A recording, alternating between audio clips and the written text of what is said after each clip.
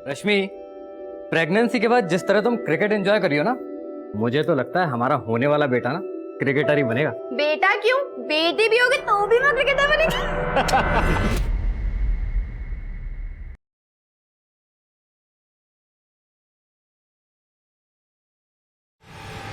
यार 2020 मैच तो मिस कर दिया, पर यहाँ भी कुछ कम चौके छक्के नहीं लग रहे हैं। क्या बात है यार, दबा के कमेंट्स आ रहे हैं। क्या लिखा है? This aunty is sick. Leela aunty की ना लग चुकी है बिल्कुल सबूत। सीरियसली यार जोश जोश में वीडियो तो वायरल कर दिया, पर देखना अम्मी गुस्सा करेगी। कोटला की पिच बैटिंग के लिए डिजाइन की गई है, हाई स्कोरिंग गेम है शगुफ्ता। अरे पागल, तू अभी से क्यों एक्साइटेड हो रही है? पहले स्टेडियम तो पहुंच जाए।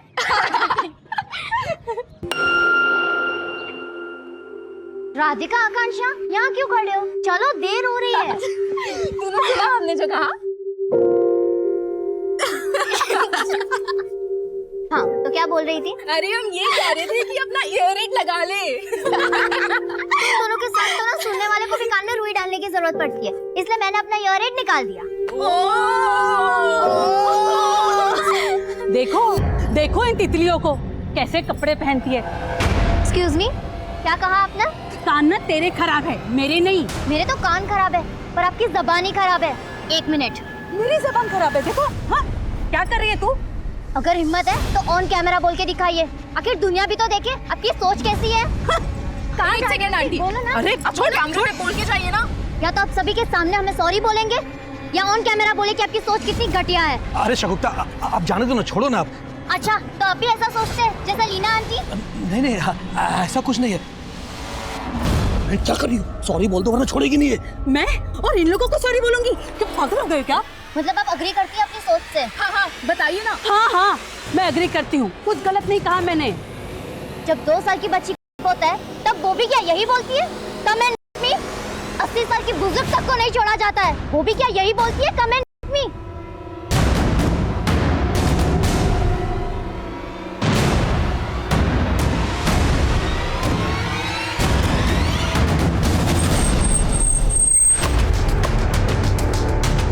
रघुवीर, सेजल, लेट्स गो।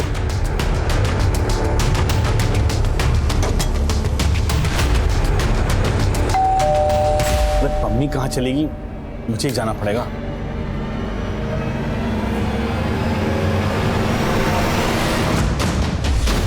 घर के सारे दरवाजे खिड़कियां लॉक कर दो। अरे सर, कौन है आप जो मेरे घर में घुसे चले आ रहे हैं? अरे ये सब ऋषि चोपड़ा, आईटी डिपार्टमेंट। आपके घर का सर्च वारंट। जिस बात का सर्च वारंट? इनकम से ज्यादा संपत्ति। हमारे पास सारा ऑडिट है परमवीर जी। आप प्रोफेशन से कॉलेज प्रोफेसर हैं और प्राइवेट कोचिंग इंस्टीट्यूट भी रन करते हो। यहाँ का लैंडलाइन डिस्कनेक्ट कर दो, जितने भी मोबाइल फोन से सब ले लो। Sir mobile.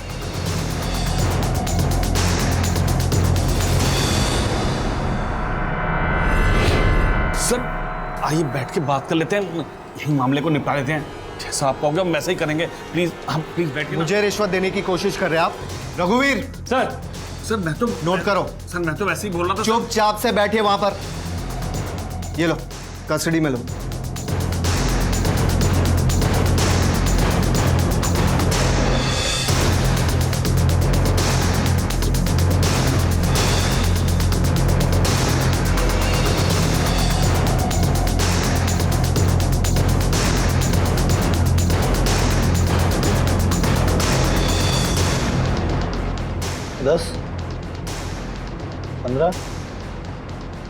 रघुवीर, यहाँ के सीसीटीवी का डीवीआर कलेक्ट करो। We need it as a proof कि यहाँ लाखों रुपए के कैश और जेवर मिले। Yes sir.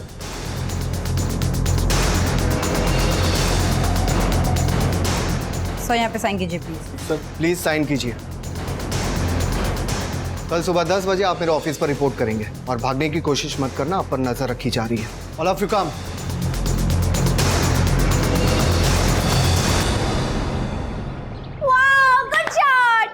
रश्मि, प्रेगनेंसी के बाद जिस तरह तुम क्रिकेट एंजॉय करी हो ना, मुझे तो लगता है हमारा होने वाला बेटा ना क्रिकेटर ही बनेगा। बेटा क्यों, बेटी भी होगी तो भी मैं क्रिकेटर बनेगी।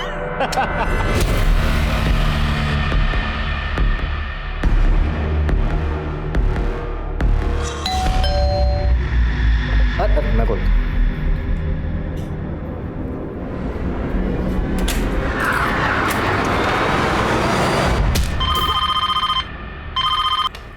Hello control room.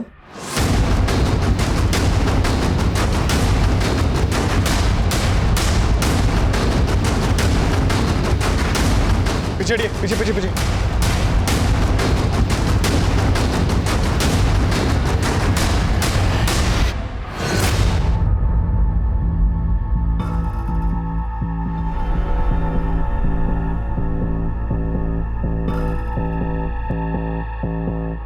आप लोगों में से इस घर में से कौन है? साहब, कल्पेश साहब और रश्मि मैडम अकेले रहते थे यहाँ। आप कौन?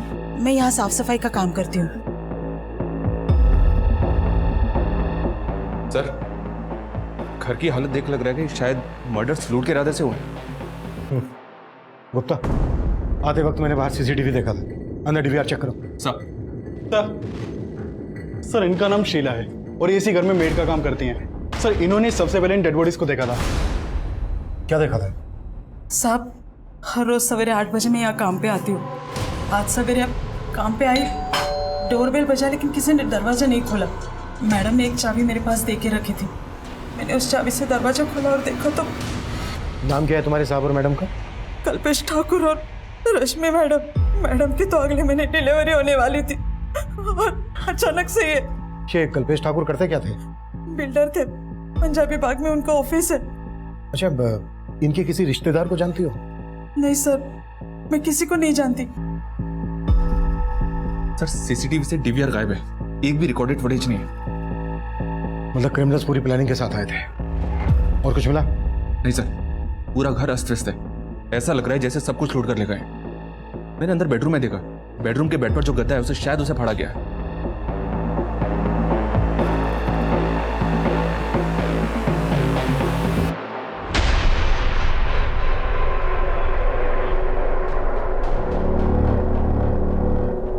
घर में लूट हुई है ये तो समझ में आ रहा है, लेकिन ये गद्दा फाड़ने का चक्कर समझ में नहीं आ रहा है। सर, कल्पेश ठाकुर की कंपनी का विजिटिंग कार्ड मिला है। कल्पेश ठाकुर के ऑफिस में बात करो और आस पड़ोस में पता करो, शायद किसी ने कुछ देखा हो। क्रिमिनल्स घर के सीसीटीवी का डीवीआर निकाल कर ले गए हैं। एक काम करो, पड़ोस में और यहाँ आने वाले रास्ते पर अगर कोई सीसीटीवी है तो उसकी फुटेज चेक करो। सर, यार 2020 मैच तो मिस कर दिया, पर यहाँ भी कुछ कम चौके छक्के नहीं लग रहे हैं। क्या बात है यार, दबा के कमेंट्स आ रहे हैं। क्या लिखा है? This aunty is sick. Leela aunty की ना लग चुकी है बिल्कुल सबूत। सीरियसली यार, जोश जोश में वीडियो तो वायरल कर दिया, पर देखना अम्मी गुस्सा करेगी।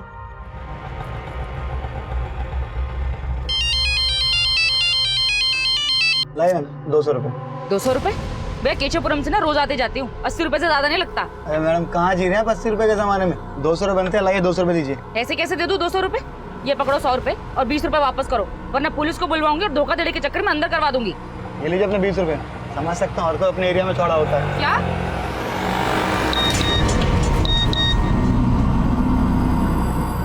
जब 2 साल की बच्ची का रेप होता है तब वो भी क्या यही बोलती है, कमेंट में 80 साल की बुजुर्ग तक को नहीं छोड़ा जाता है। कहीं मुंह दिखाने लायक छोड़ा नहीं तुमने। यार जरूरत थी ऐसा मोबाइल में बोलने की? ये सब आपकी गलती है, आप ही हो जड़ इस सबकी। अच्छा, गलती करो तुम और जड़ मैं।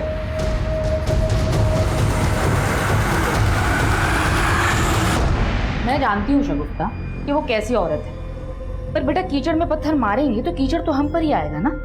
पर अम्मी, उन्हें आईना दिखाना भी जरूरी था। वो हमेशा ऐसा करती है और इस बार मुझसे रहा नहीं गया। और ये देखिए अम्मी, सब हमें सपोर्ट कर रहे हैं और उन्हें क्रिटिसाइज। बेटा अभी तो क्रिटिसाइज कर रहे हैं, पर जरूरत पड़ने पर ना कोई हमारे साथ खड़ा नहीं होगा।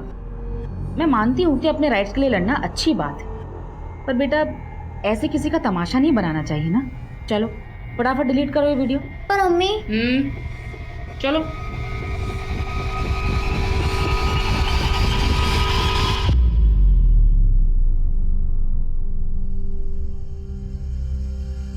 ये तो कल्पेश ठाकुर के घर की तरफ गए थे। बेडरूम के गद्दे का फटा हुआ मिलना और यहाँ घर के बाहर जो गाड़ी है उस पर इनकम टैक्स डिपार्टमेंट भारत सरकार लिखा हुआ है। सर, कहीं आईटी रेड का चक्कर तो नहीं? गुप्ता, घर में मर्डर्स भी हुए, हमें इस चक्कर को बहुत अच्छे से समझना होगा। ये देखो, गाड़ी का नंबर दिख रहा है, वेरीफाई करो कि ये गाड़ी क्या वाकई में आयकर विभाग की। सर,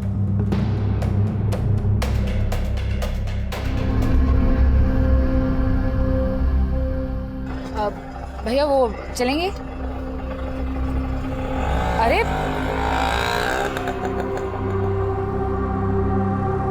नफीसा, तुम यहाँ क्या कर रहे हो? तुमने तो मेरा फोन उठाना बंद कर दिया, तो मैंने सोचा कि यहीं आके मिल लूं। मुझे जो कहना था ना, मैं पहले भी कह चुकी हूँ। तुम्हें मेरा घर खाली करना होगा। 1 हफ्ते का टाइम दे रहा हूं तुम्हें मैं, नहीं तो अच्छा नहीं होगा।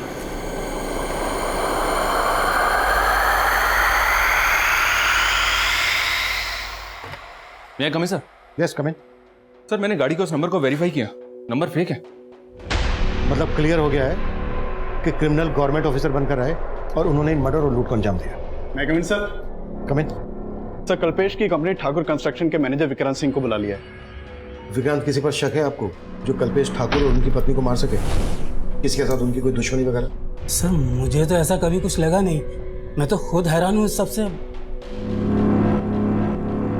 क्रिमिनल्स इस गाड़ी से कल्पेश ठाकुर के घर गए थे। कुछ अंदाजा है कौन गया होगा इससे? नहीं सर। कल्पेश के घर से सिर्फ कैश ही नहीं लूटा गया है, बल्कि उनके बेड का गद्दा भी फटा हुआ मिला है। क्या वो अपने गद्दे में कुछ पैसा वैसा छुपा के रखते थे? आई मीन ब्लैक मनी वगैरह? सर ये मैं कैसे कह सकता हूँ? मैनेजर थे आप कल्पेश के, उसके इनकम के बारे में अच्छे से पता होगा, और ये भी पता होगा कि कितने पैसे को फेयर दिखाना है और कितने को ब्लैक मनी। सर ये मैं कैसे? अगर कुछ भी छुपाया ना हमसे तो बाद में भारी पड़ सकता है। सर आप सही कह रहे हैं, कल्पेश सर टैक्स की काफ़ी चोरी किया करते थे, बहुत ज़्यादा ब्लैक मनी थी उनके पास में, लेकिन सर वो थे बहुत जुगाड़ू, ले दे के कैसे भी एडजस्ट कर लिया करते थे। पहुंचा देना अनिल जी के। सर टैक्स की चोरी तो सभी करते हैं, लेकिन वो हद से ज़्यादा करप्ट थे, और इसीलिए मैं उनकी जॉब छोड़ने वाला था। 5 साल से वहाँ काम कर रहे थे और मर्डर होते ही जॉब भी छोड़ने लगे। लेकिन सर समझ रहा हूँ मैं क्या कहना चाह रहे हो। अब हमें ये बताओ कि कल्पेश की फैमिली में कौन कौन है? सर उनके एक बड़े भाई हैं, लेकिन वो कनाडा में रहते हैं, और हाँ रश्मि भाभी की माँ भी हैं जो इंदौर में रहती हैं। शर्मा डिटेल्स ले लो। सर आइए। सर इसकी बातों से तो ऐसा ही लग रहा है जैसे कल्पेश ने फटे हुए गद्दे में अपनी ब्लैक मनी छुपा के रखा होगा। लेकिन ये बात क्रिमिनल्स को कैसे पता चली?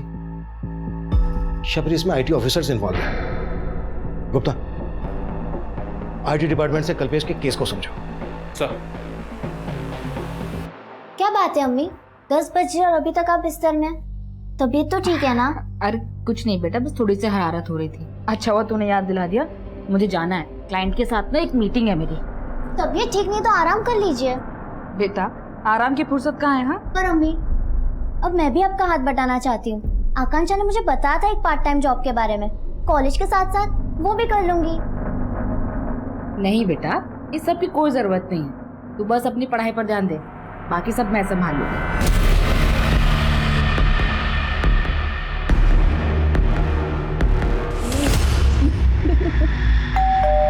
मैं देखती हूँ। देखती हूँ मैं।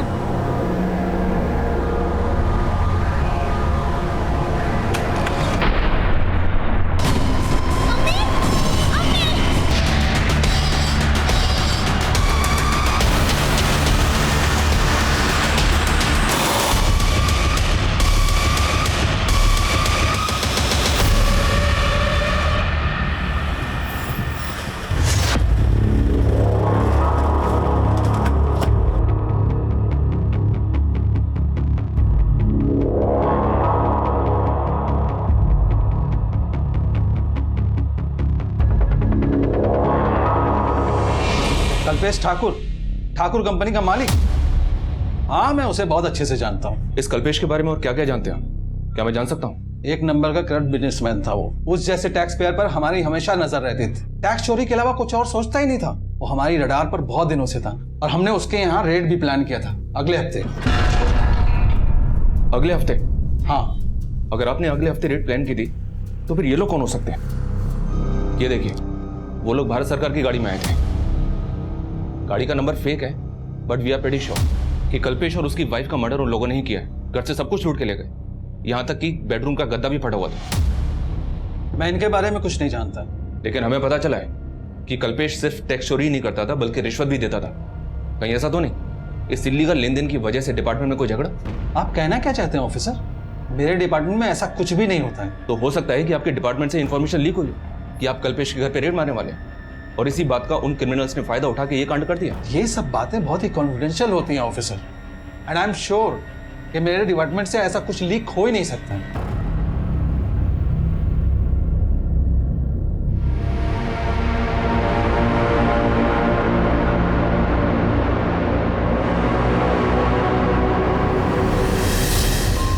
सर, पोस्टमार्टम रिपोर्ट के मुताबिक कल्पेश और उसकी वाइफ का मर्डर उसी दौरान हुआ जिस दौरान भारत सरकार के फेक नंबर की वो गाड़ी उनके घर के बाहर देखी गई। इसका मतलब यह है कि क्रिमिनल्स गवर्नमेंट ऑफिसर के भेष में आए थे। सर, मुझे अभी लग रहा है ये इसी बात से कनेक्टेड है कि कल्पेश के घर आईटी की रेड होने वाली थी। हमें बहुत सावधानी से काम करना होगा। पता लगाओ सज्जन सिंह के अलावा इस बात को वहां और कौन जानता था। आईटी वाले हैं, उन्हें किसी भी तरह से इस बात की भनक नहीं लगनी चाहिए कि हमने काम को किस तरह से कर रहे हैं और हम इन्वेस्टिगेट किस एंगल में कर रहे हैं। मैं coming sir? Yes coming. Sir, मैंने कल्पेश के घर के बाहर की पिछले कुछ दिनों की एक्टिविटीज चेक की। वारदात से एक दिन पहले वहां के सीसीटीवी में कुछ सस्पिशियस नोटिस किया मैंने। ये वहां का फुटेज है सर।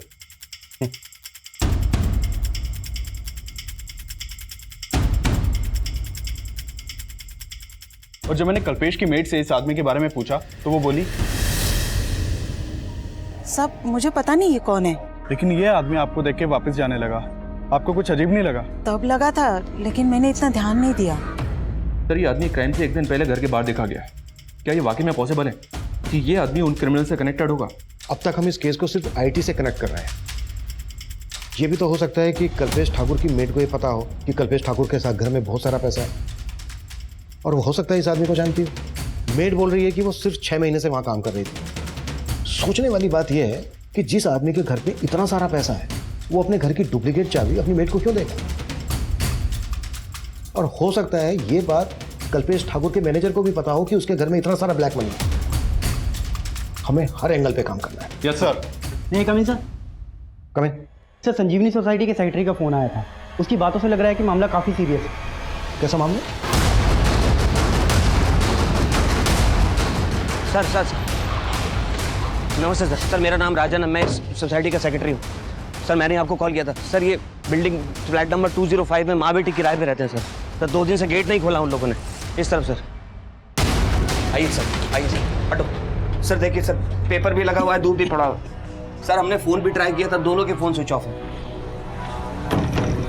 राणा, दरवाजा तोड़ो।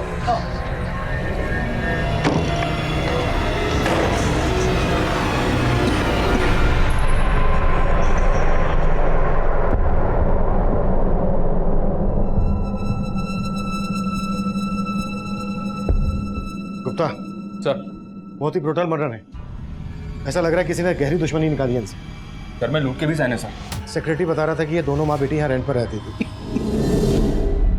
सर, ये लेडी का नाम नफीसा है और ये एक लॉयर थी सर, और उनकी बेटी वो शगुफ्ता, वो यहीं कॉलेज में पढ़ते हैं। तकरीबन 1.5 साल से ये लोग यहाँ रह रहे थे। और शगुफ्ता के फादर? सर, वैसे उनको कहीं देखा नहीं, शायद वो विडो थी। फ्लैट का मालिक कौन है? सर, मंजीत सिंह, ये संत नगर में रहते हैं। मंजीत का नंबर ले लो इनसे। और किस किस का आना जाना था यहाँ? सर, शगुफ्ता की 2 फ्रेंड्स हैं, आकांक्षा और राधिका। ज्यादातर वो ही यहाँ आती जाती रहती है। पिछले 2 दिन में किसी को देखा था आते जाते?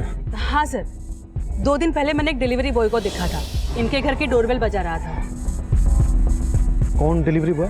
वो मुझे नहीं मालूम सर। सर, पूरी बिल्डिंग की सीसीटीवी खराब है और बिल्डिंग में 1 हफ्ते से सिक्योरिटी गार्ड भी नहीं है।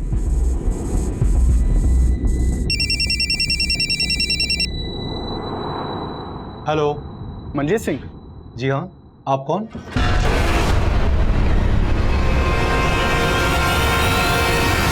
गुप्ता, सर, ये कल्पेश की मेट क्यों है जरा पता करो।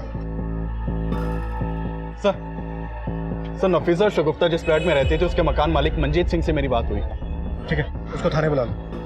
और उसकी नेबर शगुफ्ता की फ्रेंड्स के बारे में बता रही थी कि उनका भी यहाँ आना जाना था, उनके बारे में पता करो। सर, मेरा वहाँ आना जाना कम ही होता था। वो फ्लैट मैंने किराए पे चढ़ाने के लिए ही खरीदा था। शगुफ्ता और नफीसा के पड़ोसी कैसे थे? मतलब उनका किसी के साथ कोई लड़ाई झगड़ा होता होगा तो आपको पता चल ही जाता होगा। सर, कईयों से उनके लड़ाई झगड़े थे। वो लोग तो चाहते थे कि मैं उन्हें वहाँ से निकाल दूँ। कई कंप्लेंट आती थी सर उनकी। कैसी कंप्लेन? और कौन करता था? सर मुझे वहाँ के सेक्रेटरी सब कुछ बताते थे। सर वहाँ के लोगों को उनसे बहुत प्रॉब्लम थी, किसी को उनके पहनावे से प्रॉब्लम थी तो किसी को उनकी लाइफस्टाइल से, और यहाँ तक कि हमारे सेक्रेटरी साहब को तो उनकी बिरादरी से प्रॉब्लम थी। वो उनके सामने वाले फ्लैट में ही रहते हैं।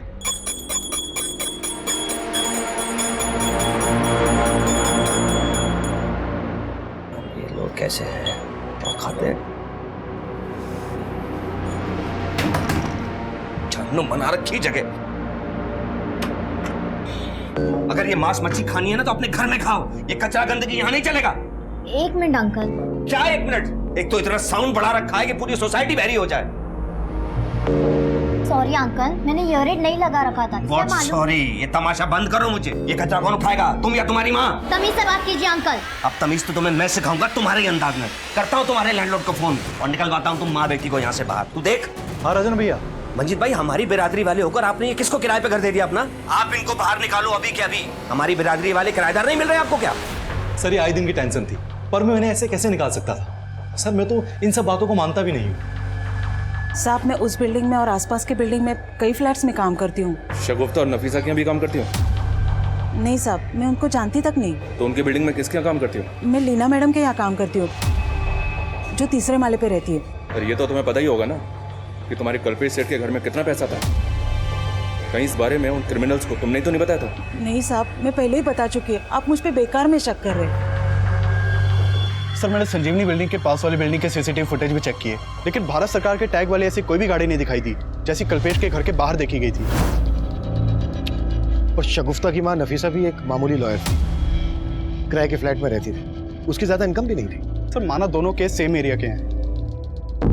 कल्पेश की मेड दोनों केसेस में कॉमन है। लेकिन सर मेड के खिलाफ तो फिलहाल कुछ नहीं मिला, और न ही कल्पेश के मैनेजर विक्रांत के खिलाफ।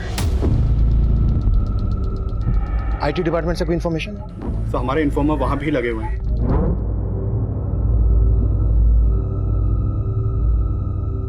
लेकिन अभी तक फिलहाल कोई काम की खबर नहीं आई। शगुफ्ता और नफीसा जिस बिल्डिंग में रहती थी, उस बिल्डिंग का सेक्रेटरी राजन की कुंडली निकालो। सर एक बहुत चौंकाने वाली बात पता चली है। ये शगुफ्ता और नफीसा जिस फ्लैट में किराए पे रहती थी, 2 साल पहले उसी फ्लैट में ये मनीष गर्ग और उसकी बीवी संजना गर्ग रहते थे। और सर 2 साल पहले इन दोनों का भी उसी फ्लैट में मर्डर हुआ था।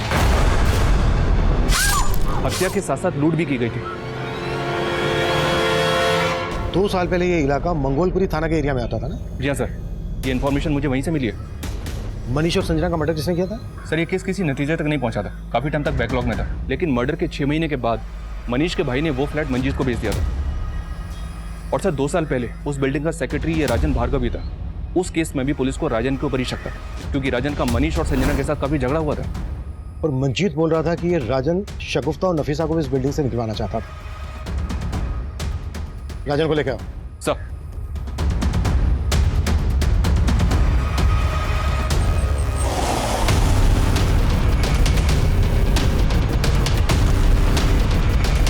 तो तू चाहता ही नहीं था कि कोई तेरे पड़ोस में रहे। शगुफ्ता और उसकी माँ की बिरादरी से प्रॉब्लम थी तुझे, पर मनीष और उसकी पत्नी संजना को क्यों मारा? सर मैंने कुछ भी नहीं किया सर, और उस केस से तो मुझे पहले ही भरी किया जा चुका है। लेकिन हम पूरी तरह से अच्छे से तेरी आरती उतारेंगे। क्या क्या कांड किया तूने? सर मैंने कुछ नहीं किया सर, मैं सच बोल रहा हूँ। सब कुछ बहुत ही प्लानिंग के साथ किया तूने। पहले सिक्योरिटी गार्ड को निकाल, जानबूझकर बिल्डिंग के सीसीटीवी ठीक नहीं करवाए ताकि ये कांड कर सके, है ना? आप गलत सोच रहे हैं सर सीसीटीवी फंड की वजह से नहीं हो पाएगा। आप चाहे तो सोसाइटी का अकाउंट चेक कर सकते हैं। ये सब गणित तो इसलिए जोड़ रहा था ताकि बाद में सफाई में पेश कर सके। नहीं सर, आप गलत शक कर रहे हैं मुझ पर। सर आप लीना और उसके पति को देखिए सर, मुझसे ज्यादा प्रॉब्लम तो उन दोनों को थी। और उस दिन सर आपसे वो कह रही थी कि उसने डिलीवरी बॉय को देखा। सर मैं पड़ोस में रहता हूँ, मैंने नहीं देखा, उसने देख लिया। सर वो साफ झूठ बोल रही। लीना क्यों झूठ बोलेगी? क्योंकि सर शगुफ्ता और उसकी फ्रेंड्स ने उसका वीडियो वायरल कर दिया था। कैसा वीडियो? जब 2 साल की बच्ची का रेप होता है तब वो भी क्या यही बोलती है, कम एंड रेप मी? 80 साल की बुजुर्ग तक को नहीं छोड़ा जाता है। ये वीडियो सोशल मीडिया पे काफी टाइम से वायरल है, और लीना के अगेंस्ट काफी कमेंट्स भी किए गए थे। सर ये लीना वही औरत है जिसके घर में वही मेड काम करती है जो कल्पेश के घर पे करती थी।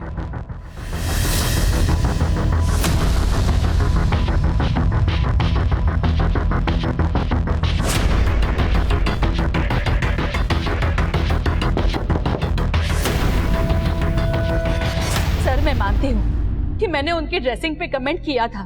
तुमने क्या कमेंट किया था ये बहुतों ने देखा उस वायरल वीडियो में, और उसके बाद सोसाइटी में तुम्हारी क्या इज्जत रह गई थी ये मालूम है हमें। इसी बात का बदला लिया ना तुमने उनसे? नहीं सर, मुझे अपनी गलती का एहसास था।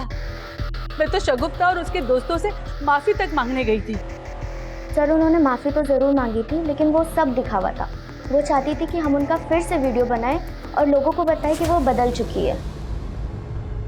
शगुफ्ता, उस दिन के लिए मैं बहुत शर्मिंदा हूँ। तुमने मेरे साथ जो किया वो एकदम सही किया, लेकिन अब मेरी आंखें खुल चुकी है। तुम सबकी वजह से मेरे में ये चेंज आया है। क्या सोच रही हो तुम? क्या तुम्हें अब भी मेरी बात झूठी लग रही है? नहीं आंटी, इट्स फाइन कि आपको आपकी गलती का एहसास हुआ। पर ये तुम्हें दुनिया को भी बताना चाहिए ना। अब तुम मेरा वीडियो नहीं बनाओगी? नो आंटी, क्योंकि मैं जानती हूँ हाथी के दांत खाने के और दिखाने के अलग होते हैं। सर प्रॉब्लम सिर्फ लीना आंटी में नहीं थी, उनके हस्बैंड भी कोई कम नहीं है। लीना के हस्बैंड ने क्या किया था? सर वो बेवजह शगुफ्ता में इंटरेस्ट दिखा रहा था। वो परेशान हो चुकी थी पर कुछ बोल नहीं पा रही थी। यार इतने अच्छे हाय शगुफ्ता, शगुफ्ता कैसा चल रहा तुम्हारा कॉलेज? अच्छा चल रहा है uncle. Don't call me uncle. अरे माना कि मैं शादीशुदा हूँ, लेकिन तुमसे इतना बड़ा भी नहीं कि तुम मुझे अंकल बोलो। ठीक है, नहीं बोलूंगी। Okay, take care. ये तेरे में कुछ ज्यादा इंटरेस्ट नहीं दिखा रहा है। फिर तेरा क्या इरादा है? सर उनको गलतफहमी थी कि शगुफ्ता और उनके हस्बैंड के बीच में कुछ चल रहा है। सर उनको ऐसा लगता था कि हम उनके हस्बैंड पे लाइन मारते हैं, बट ऐसा कुछ भी नहीं था सर। सर मैं किसी गलत इंटेंशन से शगुफ्ता से बात नहीं करता था, पर मेरी बेबी बेकार ही मुझ पर शक करती थी। सर मैं सच कह रही हूँ, मैंने कुछ नहीं किया। सर मैंने आपको बताया ना कि उस दिन वहाँ एक डिलीवरी बॉय आया था और शगुफ्ता के घर की डोरबेल बजा रहा था। मुझे तो लग रहा है कि वो राजन भार्गव अपना किया छिपाने के लिए मुझे झूठा साबित कर रहा है। नफीसा एक लॉयर थी। एंगल नफीसा के प्रोफेशन से भी जुड़ा हो सकता है। शगुफ्ता और नफीसा से जुड़ी छोटी से छोटी बातों के बारे में भी पता करो। राजन, दीना और निरंजन पे नजर रखो। सर काफी कोशिश के बाद आईटी डिपार्टमेंट के एक एम्प्लॉय से काम की इन्फॉर्मेशन निकाली है। सर वहाँ एक राकेश मीणा नाम का आदमी सज्जन सिंह के अंडर काम करता है। मैंने उसे रिक्वेस्ट किया था, वो आपसे मिलने के लिए तैयार हो गया है। बुला लो। सर करीब 1 महीना पहले परमवीर जैन नाम का एक आदमी आईटी ऑफिस में आया था।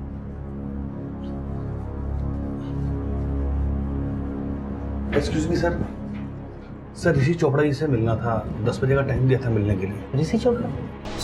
ऋषि Chopra, IT department. Excuse sir, क्या हुआ?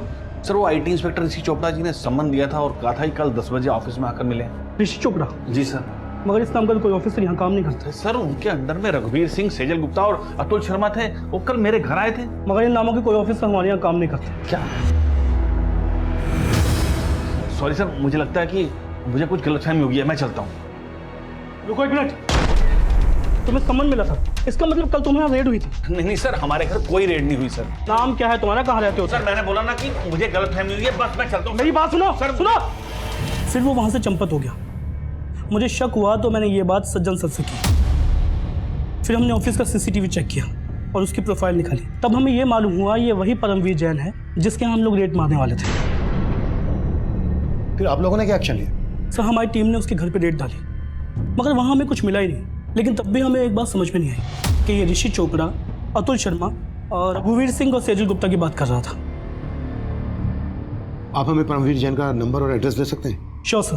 Thank you. मैं कम इन सर? यस कम इन। सर मैंने नफीसा और शगुफ्ता के कॉल रिकॉर्ड चेक किए। शगुफ्ता को आखिरी कॉल एक विल कोरियर कंपनी की तरफ से आया था। दरअसल शगुफ्ता ने अपने लिए एयर एड ऑर्डर किया हुआ था और ये डिलीवरी उसी दिन होने वाली थी जिस दिन उन दोनों का मर्डर हुआ था। सर मैंने डिलीवरी बॉय को यहाँ बुलवा लिया है। गुड। और सर नफीसा के कॉल रिकॉर्ड से सामने आया कि नफीसा के अपने मकान मालिक मंजीत सिंह के साथ लगभग रोजाना बातचीत होती थी। अफेयर का एंगल? सर हो सकता है।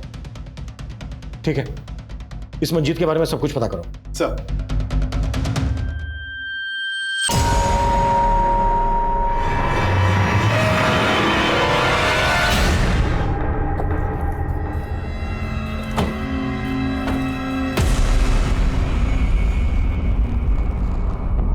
ऋषि चोपड़ा, रघुवीर सिंह, सेजल गुप्ता, अतुल शर्मा, इनको तो जानते ही होगे।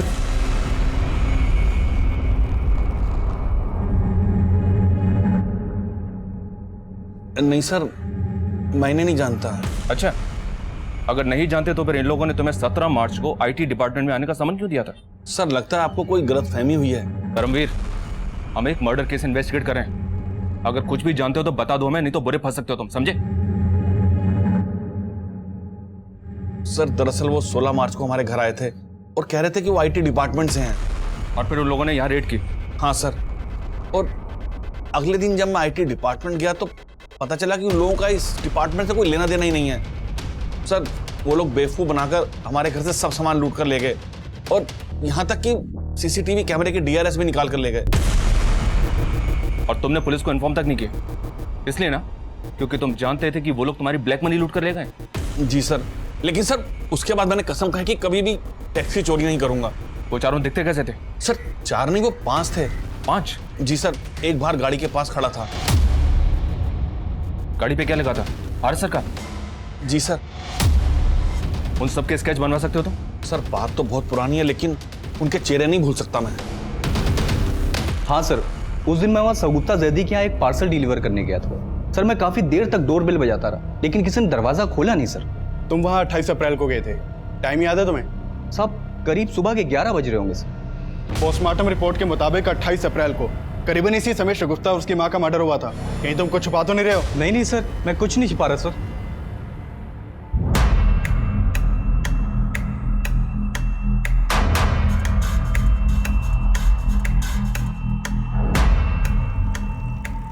सर ये उन चारों के स्केचेस हैं जिन्होंने परमवीर के घर पर फेक रेड डाली थी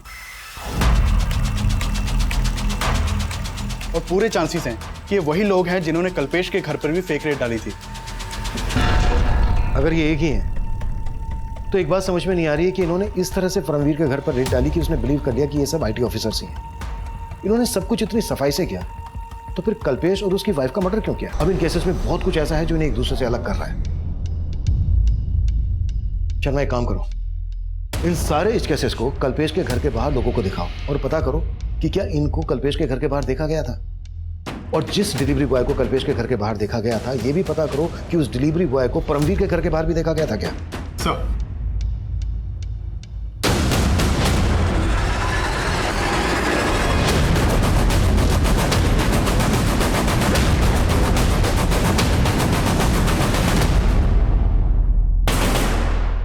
आपका अंदाजा सही था। परमवीर के घर जिस दिन फेक रेड हुई उसके एक दिन पहले ये आदमी परमवीर के घर नजर आया था। और इस बार ये आदमी पोस्टमैन के कपड़ों में है। हाँ सर, लेकिन परमवीर का कहना है कि उसे ध्यान नहीं कि उसने इस आदमी को देखा था या नहीं। लेकिन कल्पेश की मेड ने आइडेंटिफाई किया है कि उसने इसी डिलीवरी बॉय को कल्पेश और रश्मि के मर्डर के एक दिन पहले उनके घर के बाहर देखा था। मतलब ये आदमी अपने गैंग के लिए रेड से पहले रेकी करता था। बाकी के उन 5 के बारे में कुछ पता चला? नहीं सर, उनका कहीं कोई क्रिमिनल रिकॉर्ड नहीं मिला। शगुफ्ता और नफीसा के घर के बाहर जो डिलीवरी बॉय देखा गया चेक करो, उस डिलीवरी बॉय का इस सबसे कोई कनेक्शन है क्या? सर मैंने नफीसा के 6 महीने पुराने बैंक स्टेटमेंट चेक किए तो नोटिस किया कि ये मंजीत नफीसा के बैंक अकाउंट में 6 महीने पहले तक हर महीने 25,000 रुपये ट्रांसफर करता था। व्हाट? ये मंजीत तो शगुफ्ता और नफीसा का मकान मालिक था ना, उल्टा ये उनके अकाउंट में पैसे ट्रांसफर करता था? जी हाँ सर, एक बात और कि नफीसा और शगुफ्ता पहले सलीमपुर में रहती थी, वहाँ उनका पुश्ता नहीं करता और इस मंजीत का वहाँ भी आना जाना था। मैंने किसी को नहीं मारा साहब, मैंने किसी को नहीं मारा, मेरा भरोसा कीजिए सर। भरोसा तो तूने तोड़ा नफीसा का, तो उसका पति था जबकि सोसाइटी को मालूम था कि तो उसका मकान मालिक है। अब खुद उगलेगा या फिर हम हमारे तरीके से उगलवाएं? बताता हूँ सर, मैं सब सच बताता हूँ। नफीसा का पहला पति गुजर गया था और शगुफ्ता उसके पहले पति की ही बेटी थी। मैं पहली बार एक प्रॉपर्टी के केस के सिलसिले में उससे मिला था, तब सर मैं उसका क्लाइंट था। उसकी वजह से मैं वो केस जीत गया और सर फिर हमारी अच्छी दोस्ती हो गई। शगुफ्ता भी मुझे अच्छा मानने लगी थी। नफीसा मुझसे सच्चा प्यार करने लगी थी और वो मुझसे शादी करना चाहती थी। हम दोनों ने शादी भी कर ली, लेकिन मैं पहले से ही शादीशुदा था। ये बात उसको नहीं पता थी और जैसे ये बात उसको पता चली उसने हंगामा खड़ा कर दिया। तुमने तो कहा था कि तुम्हारी वाइफ मर चुकी है, तुमने मुझे इतना बड़ा धोखा दिया मंजीत। नफीसा, मैं तुम्हें खोना नहीं चाहता था और मैं शादीशुदा हुआ तो क्या हुआ? तुम इतना गिर जाओगे मैंने कभी नहीं सोचा था। मैंने 1.5 साल पहले वो फ्लैट लिया था। वो लोग तब से ही वहीं रहते थे। मैं उन्हें हर महीने पैसे भी दिया करता था, लेकिन सर धीरे धीरे हमारे संबंध में दरार पड़ गई। और तुझे लगने लगा कि उन्होंने तेरे फ्लैट पे कब्जा कर लिया, इसलिए तूने उन्हें रास्ते से हटा दिया और सब कुछ ऐसी प्लानिंग से किया कि लगे कि ये मर्डर्स लूट की वजह से हुए। नहीं सर, मैंने किसी को नहीं मारा सर, मैंने किसी को भी नहीं मारा साहब, मैं सच कह रहा हूँ, मैंने किसी को नहीं मारा।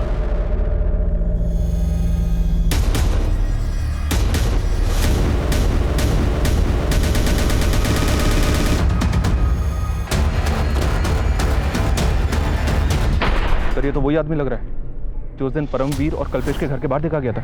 ये देखिए।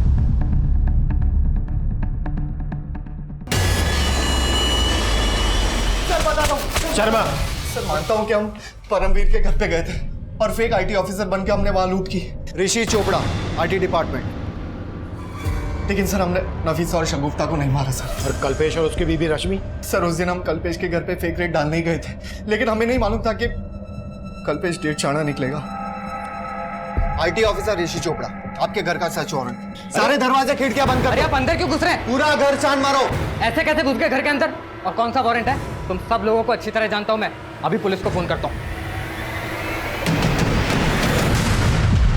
हमें उन्हें मारने का इरादा बिल्कुल नहीं था, लेकिन वो अगर आपको फोन कर देता तो हमारी सालों की मेहनत चौपट हो जाती। सालों की मेहनत मतलब? परमवीर और कल्पेश की तरह हमने कई ब्लैक मनी रखने वालों के घर पे रेड मारी, और जब उन्हें हमारी सच्चाई के बारे में पता चलता तो आईटी वालों के डर से वो पुलिस में कंप्लेंट भी नहीं फाइल कर पाते थे। किस किस के पास ब्लैक मनी है ये तुम्हें पता कैसे चलता था? 2 साल पहले मनीष नाम के एक आदमी से हमारी बार में दोस्ती हुई थी, फिर आए दिन हम साथ साथ पीने लगे। एक दिन बातों ही बातों में उसने हमें बोला, भाई मैं 2 चीज़ों से बहुत डरता हूँ, पहली मेरी बीवी, और दूसरा कौन है जिससे तेरे जैसा शेर डरता है? भाई जिसकी गठरी में चोर होता है ना, वो आईटी वालों से जरूर डरता है। उसके ऐसा बोलने पर हमने भाप लिया कि जरूर उसके पास ब्लैक मनी होगी, और हमने दूसरे दिन ही उसके घर पे धावा बोल दिया। उस केस में हमें कोई नहीं पकड़ पाया था सर। हमें लगा उस तरह से तो जो लोग ब्लैक मनी रखते हैं उनको हम इजीली टारगेट बना सकते हैं। और बलराम तो तुम्हारा साथी था, उसको क्यों मारा? बलराम हमारे लिए टारगेट की रैकी करता था और ब्लैक मनी रखने वालों की इंफॉर्मेशन भी निकालता था। हमें लगा कि हमें से एक बलराम ही है जिस तक आप आसानी से पहुंच सकते हैं, तो सर हम फंस ना जाए उस चक्कर में उसे मार दिया। सर मैं सच कह रहा हूँ सर, हमने किसी शगुफ्ता और नफीसा को नहीं मारा सर। तेरे बाकी के साथी कौन से बिल में छुप कर बैठे हैं?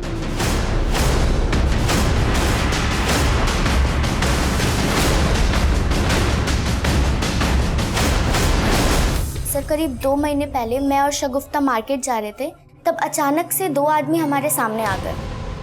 ये क्या तरीका है? अभी तक तुम्हारी अम्मी ने हमारे पैसे नहीं दिए। राजू भैया, आपने अपना काम पूरा किया होता तो पैसे देते ना। मुझे पूरे पैसे चाहिए, बोल देना अपनी अम्मी को, वरना अच्छा नहीं होगा, समझी?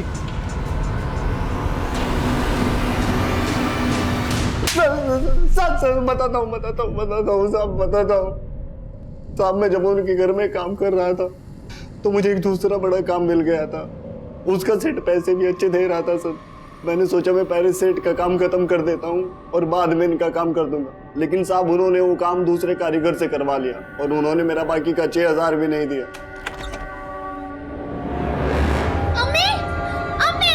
सिर्फ 6000 रुपए के लिए तूने उनको मार डाला? कुत्ता साले! नहीं। मनीष, कल्पेश, परमवीर ये विक्टिम तो जरूर थे, लेकिन कानून की नजर में गुनहगार भी थे। शगुफ्ता और नफीसा को बहुत पहले से ही ये दस्तक मिल रही थी कि उनके साथ सब कुछ ठीक नहीं हो रहा है। मंजीत ने नफीसा से शादी की थी, लेकिन ये बात सोसाइटी में किसी को मालूम नहीं थी।